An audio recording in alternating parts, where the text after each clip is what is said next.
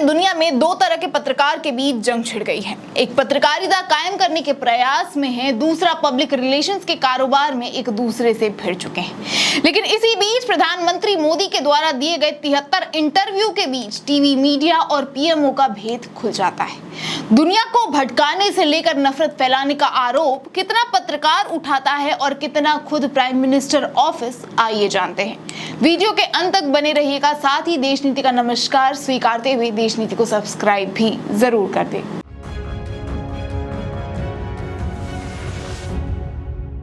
देश नीति केवल सच्ची और पक्की खबरें। आज तक न्यूज टीवी, टीवी 9 और नवभारत टाइम्स नाउ और अजीत अंजुम के लड़ाई के बीच पीएमओ कितना गुनहगार निकला, उसका जवाब आप खुद इस रिपोर्ट को देख के हमारे कमेंट बॉक्स में जरूर लिखिएगा। लेकिन पहले आप खबर जान लीजिए। जिस मोदी जी पे 10 साल तक एक भी प्रेस कॉन्फ्रेंस नहीं करने का आरोप लगा था, वही अब चुनाव के इस माहौल में फिलहाल के कुछ दिनों से मोदी जी कई पत्रकारों को अपना इंटरव्यू दे चुके हैं, जिसे कई लोग स्क्रिप्टेड भी बोल रहे हैं। लेकिन अजीत अंजुम, जो कि अखबार से लेकर टीवी मीडिया में काफी ऊंचे पद पर काम कर चुके हैं, 1998 से अमर उजाला, जनसत्ता, न्यूज 24 और इंडिया टीवी में काम कर चुके हैं। Ramnath Goenka excellence in journalism award से सम्मानित पत्रकार हैं। उन्होंने ट्वीट कर पीएमओ पर गंभीर आरोप लगा दिए।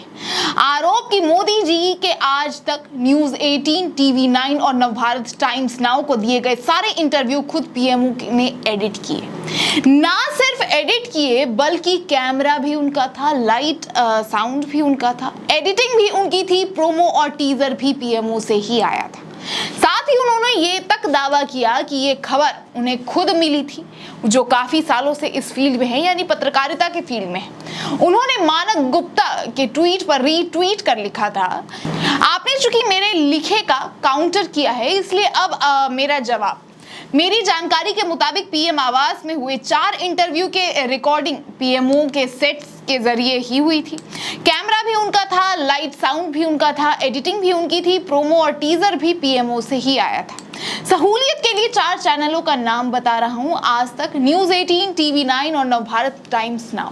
इन चारों के एंकर और एडिटर खाली हाथ गए और इंटरव्यू के बाद खाली हाथ आ गए। पीएमओ की तरफ से इन चारों चैनलों को एडिटेड टेप मिला, प्रोमो भी वहीं से आया, टीजर भी एडिट होकर मिला। और अगर इनमें से कोई चैनल या उसका संपादक कह दे कि मेरी बात गलत है तो साबित हो जाए, तो मैं सार्वजनिक तौर पर माफी मांग लूंगा।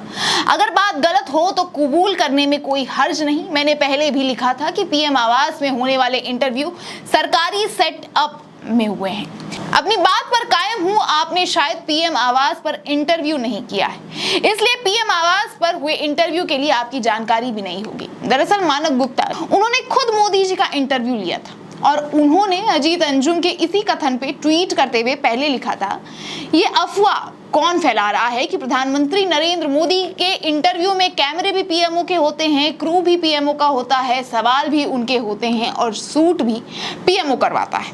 ये भी कहीं सुना था कि शूट करने के बाद पूरा फुटेज पीएमओ रखता है और एडिट करने के बाद फाइनल इंटरव्यू चैनल को दिया जाता है। ये सब झूठ है और सरासर बकवास है। पीएम मोदी के मेरे इंटरव्यू में सारे कैमरा इक्विपमेंट हमारे थे, क्रू भी हमारा था, सवाल भी हमारे थे, शूट भी हमने ही किया था, रॉ फुटेज भी हमने अपने पास ही रखा और पूरा प्रोडक्शन एडिट भी हमने खुद किया।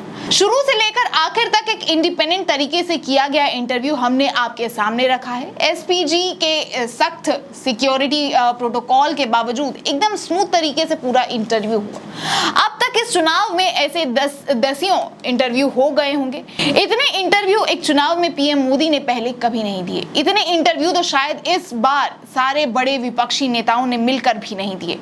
इतने कड़े प्रचार के बीच भीषण गर्मी में जिस खुले मन से प्रधानमंत्री नरेंद्र मोदी भी इस बार इतने इंटरव्यू दे रहे हैं, वो भी मीडिया के लिए, लोकतंत्र के लिए सुखद कदम है।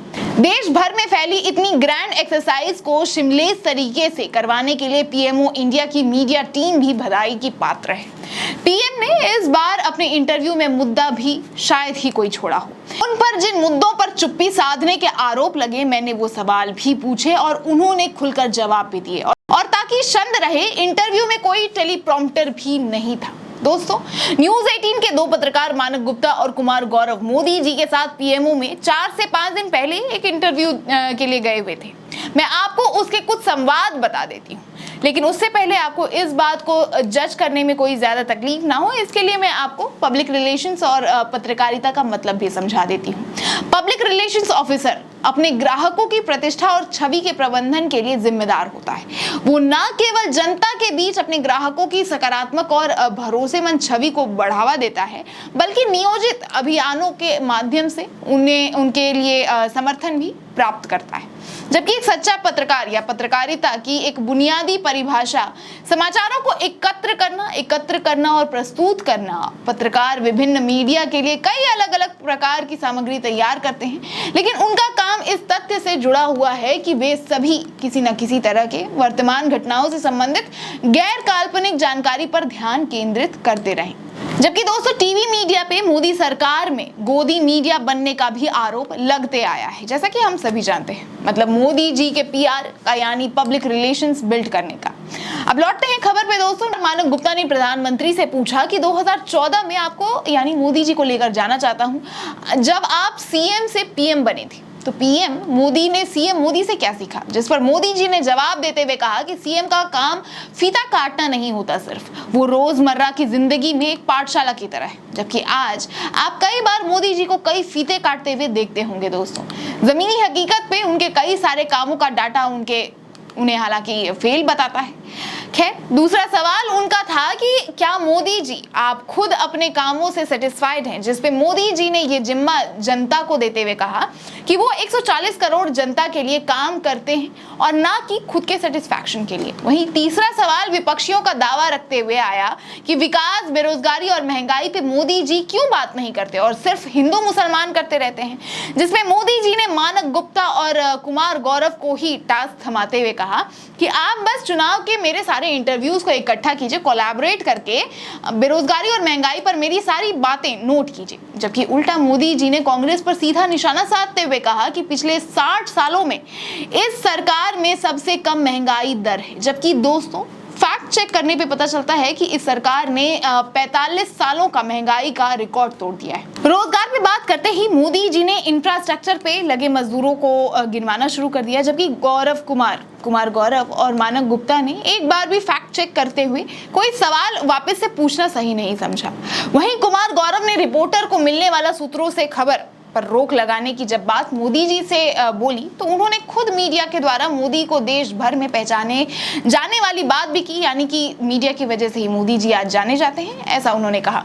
और साथ ही उसको बढ़ावा देते हुए कहा कि उन्होंने पैकेज और खबरों का लीकेज जो है वो बंद करवा दिया है, यानी न्यूज चैनल ने सूत्रों की खबर बंद करवा दी है। जबकि एक सवाल का उत्तर देते हुए मोदी जी ने मीडिया द्वारा 4 जून के बाद चलने वाली खबर का भी खुलासा करते हुए कहा कि आप 4 जून के बाद मीडिया हर वक्त अपने चैनलों पे यही चलाएगा कि कौन मंत्री बनेगा और किसको कौन सा पदभार मिलेगा, जिसमें ठराके लगाते हुए मोदी जी के मिशन मोड के बारे में भी पूछा गया कि आप इतना मिशन मोड में क्यों रहते हैं, जो आमतौर पे मोदी जी से हर पत्रकार पूछता है, मोस्टली वो जो गोदी पत्रकार के आरोपी हैं। साथ ही ऊपर वाला क्या आपको शक्ति देता है, जैसे आमतौर पे पूछे जाने वाले सवाल भी मोदी जी से पूछे जाते हैं। वहीं कुछ दिनों पहले दोस्तों, सुप्रीम कोर्ट और हाई कोर्ट के पूर्व जज ने जब राहुल गांधी और मोदी जी के लाइव डिबेट का प्रस्ताव रखा था, तब राहुल गांधी ने मोदी जी से पूछे जाने वाले कुछ सवाल जो वो पूछते, उन्होंने सार्वजनिक किए थे। जरा आप उन्हें भी सुन ले। आपको क्या लगता है नरेंद्र मोदी डिबेट करने आएंगे? नहीं आ सकते हैं, क्योंकि मैं आपको बताता हूं क्या होगा। पहला सवाल मैं उनसे पूछूंगा, नरेंद्र मोदी जी, ये अदानी जी जो है, इनका आपके साथ क्या रिश्ता है? फिर मैं पूछूंगा, ये जो काले कानून आप लाए, इसके बारे में आप समझाइए। फिर उसके बाद मैं कहूंगा, जब कोरोना में लोग मर रहे थे, आपने देश को थाली बजाने के लिए क्यों कहा? उसके बाद मैं पूछूंगा, मोदी जी एक बात बताइए, आपने वो जो शी जिनपिंग है उसको झूले पे झुलाया और वो हिंदुस्तान की दिल्ली जितनी जमीन उठा के ले गया, उसकी आर्मी आज तक उसमें बैठी हुई है, ये आपने क्या किया? उसके बाद मैं पूछूंगा, ये मुझे बताइए, आप अग्निवीर स्कीम क्यों लाए? नरेंद्र मोदी जी, गैस सिलेंडर का दाम के बारे में बताइए, महंगाई के बारे में बताइए, बेरोजगारी के बारे में बताइए। तो नरेंद्र मोदी डिबेट नहीं कर सकते हैं। जबकि इनमें से एक भी प्रश्न मोदी जी से आज तक न्यूज 18, टीवी 9 और नवभारत टाइम्स नाउ या बाकी के 69 इंटरव्यू के पत्रकारों ने, जबकि इनमें से एक भी प्रश्न मोदी जी से आज तक न्यूज 18, टीवी 9 और नवभारत टाइम्स नाउ या बाकी के 69 इंटरव्यू के पत्रकारों ने नहीं पूछा। वहीं बात करें अगर आज तक वालों की, तो आज तक के भी एक साथ 4 पत्रकारों ने मोदी जी का इंटरव्यू लिया था, जिसमें अंजना ओम कश्यप, सुधीर चौधरी, श्वेता सिंह और राहुल कनवल में से पहला सवाल अंजना ओम कश्यप ने मोदी जी से उनके जीत के बाद 100 दिन के प्लान के बारे में पूछते हुए विपक्षियों के स्टार कैंपेनर और घोषणा पत्र को निशाना बनाते हुए सवाल किया था। आज तक के इस इंटरव्यू के बारे में मैंने देश नीति पे ही आपको खबर भी दिखाई थी। अगर आपको डिटेल में जानना है तो आप देश नीति चैनल पे जाकर सर्च भी कर सकते हैं। हालांकि इस इंटरव्यू में सुधीर चौधरी ने हिम्मत दिखाते हुए अंबानी अडानी की मित्रता के आरोप पर भी सवाल उठाया था, जिसे मोदी जी ने पलटते हुए नेहरू जी और मनमोहन सिंह पे बात घुमा दी थी। यहाँ तक कि गरीबी और अमीरी की बढ़ती अंतर रेखा पर राहुल कनवल ने जब सवाल पूछा था तो मोदी जी का जवाब था कि क्या वो सबको गरीब करते, जिस पर फिर से किसी पत्रकार ने पलटकर सवाल पूछना सही नहीं समझा। वहीं टाइम्स नाउ नवभारत टाइम्स के 2 पत्रकार नविका कुमार और अमीश देवगन, जो कि मोदी जी की भक्ति के लिए इन दिनों काफी ज्यादा मशहूर माने जाते हैं, उन्होंने पहला सवाल मोदी जी से उनकी खबर पूछी। ना कोई तीखा सवाल था, ना ही कोई सवाल पे सवाल। टीवी 9 ने देश के 5 अलग अलग भाषाओं के पत्रकार को एक साथ मोदी जी को घेर के प्रश्न पूछने का शो बनाया था, जिसको हेड कर रहे थे निशांत चतुर्वेदी और महाराष्ट्र के उमेश कुमावत, तेलुगु के राजनिकांत, बंगला के अमृतांशु भट्टाचार्य, गुजरात के कल्पाक केकड़े और कन्नड़ के राजनाथ भारद्वाज ने भी मोदी जी का इंटरव्यू पीएमओ ऑफिस में ही बैठ कर लिया था। बाकी अब आप ये निर्णय लीजिए दोस्तों कि क्या ये सच्ची पत्रकारिता थी या फिर आरोप लगने वाला पब्लिक रिलेशन। बाकी अजीत अंजुम के इस आरोप पे भी आप क्या कहना चाहेंगे, अपनी राय हमें कमेंट बॉक्स में जरूर बताएं और वीडियो पसंद आए तो वीडियो को लाइक और ज्यादा से ज्यादा शेयर करें, ताकि बाकी लोग भी जान सके कि देश के महापर्व मनाया कैसे जा रहा है। बाकी चुनाव समेत राजनीति के सारे अपडेट्स के लिए देश नीति को सब्सक्राइब करें। थैंक्स ऑप्शन के माध्यम से हमारी थोड़ी आर्थिक सहायता भी जरूर करें। धन्यवाद वीडियो के अंत तक बने रहने के लिए। आप देख रहे हैं देश नीति, मैं आपके साथ गेटी भाविया। फिर मिलते हैं अगली वीडियो में, तब तक के लिए दीजिए इजाजत। देखते रहिए सच्ची और बेबाक पत्रकारिता देश नीति के साथ। धन्यवाद।